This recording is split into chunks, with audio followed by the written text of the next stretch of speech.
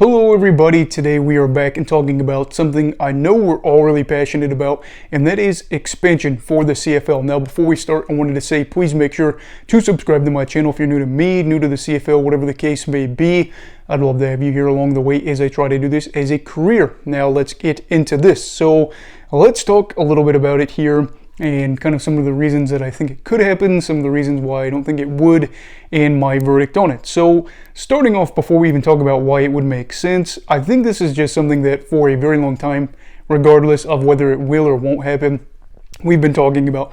And the commissioner, Randy Ambrosie, really does seem to keep pushing the idea, which I do think could be a good thing if you're in favor of expansion, because if this was something that he didn't want to bring up and kind of wanted to bury under the rug, you think he wouldn't talk about it at all.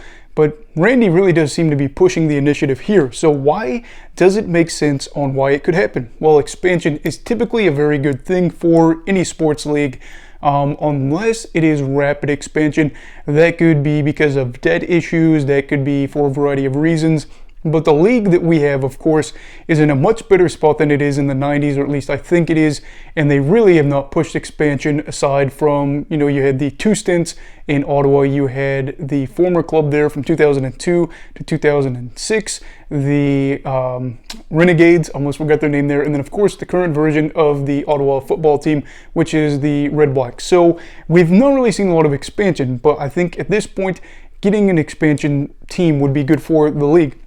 It also grows more interest in the game, temporarily and permanently. You have a lot of buzz that might not be there for markets. TSN might cover it a little bit more, Sportsnet might cover it a little more, and other places might also cover it a little bit more, as well as the fans. And then you have that permanent impact where you have a fan base established, and then you, of course, have just that repetition of talking about this team and how they factor into whatever sports league it is. And you're touching into those untapped markets, or markets that might be, for a specific team, but they aren't from around there. So you might just have a little bit more interest in general. And then, of course, too, there is more money potentially in it for the league. According to a study conducted by Sports Tourism Canada, the Touchdown Atlantic game last year brought in $12.7 million in revenue for Nova Scotia. That's big for the region. But of course, for the CFL, if they're able to make money off of this, if they're able to bring in big fans to get good TV deals, stuff like that, that's good for them. And of course, any league wants to make money, and that goes without saying.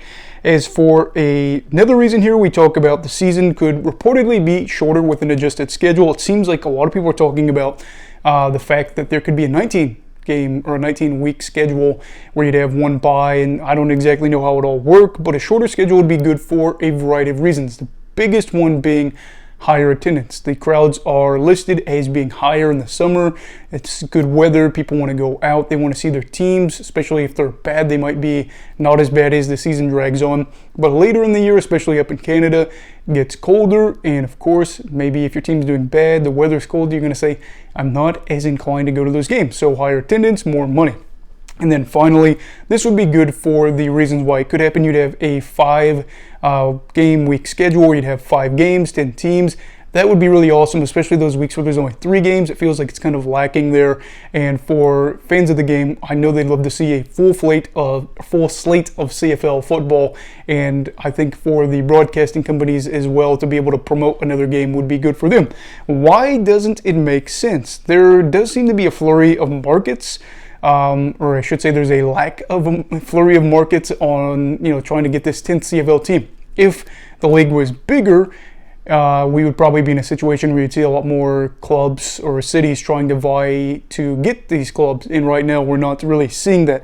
The Maritimes does seem to be the area that people hype up the most, considering we've had all these Touchdown Atlantic games and that history there dating back to the mid-2000s. I think 2005 was the first time that it happened, when you've had multiple games there. So I do think that's kind of the leading area for this, but there is really not a suitable stadium for them right now, which I think is another thing holding them back. The local appetite might not be as rich. Even if it's at the lower level, I think that the local people might want a team, but when it comes to the politicians might not be itching to spend all this money on a stadium when it could go to another revenue there.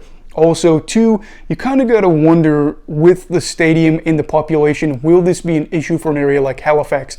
Halifax has got something like 450 plus thousand people there, I think it said online, which is significantly smaller than some other markets like Toronto, Vancouver, Montreal, and things like that. Of course, you have Winnipeg, which is a club that's got a smaller city. It's got something like over 700,000 people.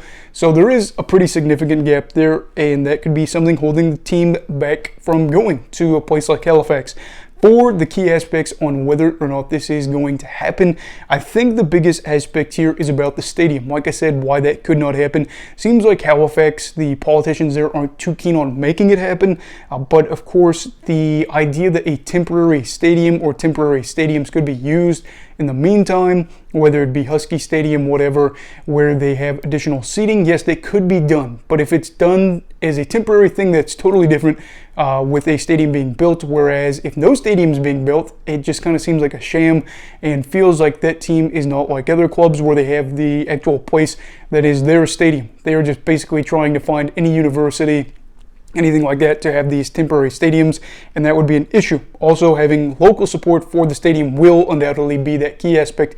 You have to play the politics and you have to be able to win there. Another thing tied into this of the stadium is how big will the stadium be? We already said population could be a little bit less.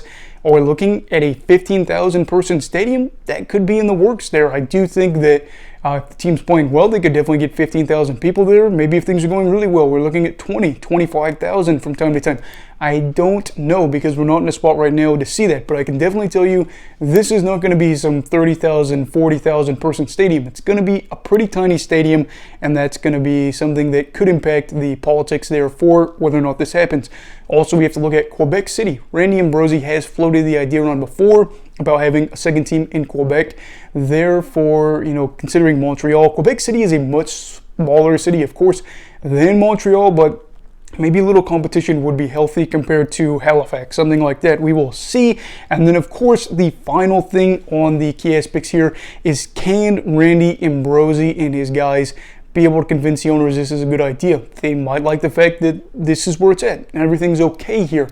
They don't need to expand. Why worry about that when we just got through the pandemic? Why don't we focus on, kind of maintaining where we're at? My verdict is, for the time being, I don't think that there's going to be a team. I do think we're in a better spot than maybe a few years ago, especially now that Montreal's got that billionaire owner.